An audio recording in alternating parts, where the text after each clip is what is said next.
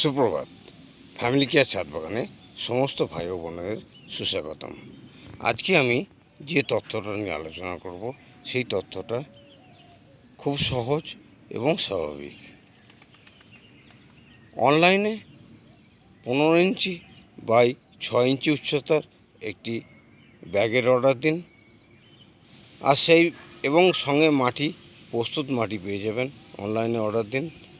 যারা ব্যস্ত, যাদের কাছে সময় নেই, যাদের কাছে ছাদও নেই, ফ্ল্যাট আছে, বারান্দার মধ্যে যেখানে সামান্য রোদ লাগে, আপনি সেখানে একটা বা দুটো গ্রো ব্যাগ বসিয়ে দিন, আর যাতে কলমি শাকের চাষ করুন।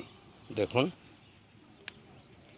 এটা 4 দিন আগে কলমি শাক কাটা হয়েছিল, আর 1 সপ্তাহের মধ্যে খেতে হবে। এটা 8 দিন আগে কাটা হয়েছিল, আর 2-4 দিনের মধ্যে খাওয়া শুরু হয়ে যাবে। এটা 10-12 দিন আগে কাটা হয়েছিল, 15 দিনের মধ্যে গাছটা রেডি হয়ে যাবে। আর এই গাছটা, কলমি শাকটা 15 দিন আগে কাটা হয়েছিল, কেটে খাওয়ার মতো রেডি হয়ে গেছে।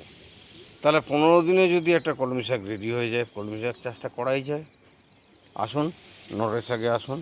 ওই একই 15 ইঞ্চি গোব্যাগে যদি নটে শাক বীজ দিয়ে দেন, 15 দিনের মধ্যে খেতে হয়ে যায়।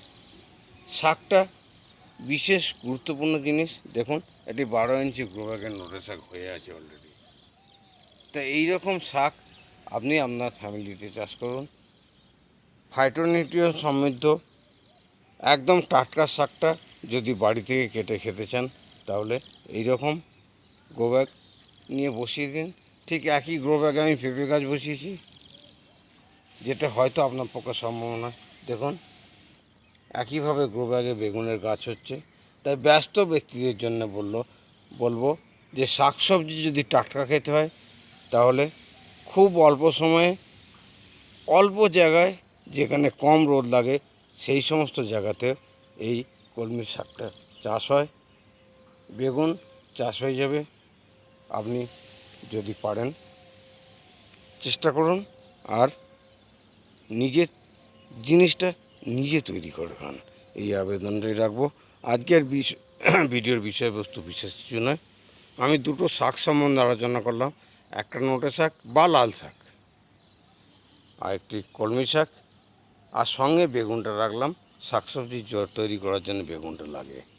সামান্য কিছু জায়গা, 5-7 জায়গা যেখানে সামান্য রোদ লাগে আছে, 3টে গ্রো ব্যাগ বসিয়ে দিন। একটায় কলমি শাক, একটা নোটে শাক, আর একটায় বেগুন গাছ। দেখবেন আপনার সারা সিজনটায় কোনো শাক কিনে খেতে হবে না। নমস্কার। আজকে আমি এই পর্যন্ত বলেই ভিডিওটা শেষ করব। আবার দেখা হবে আগামীকাল সকালে।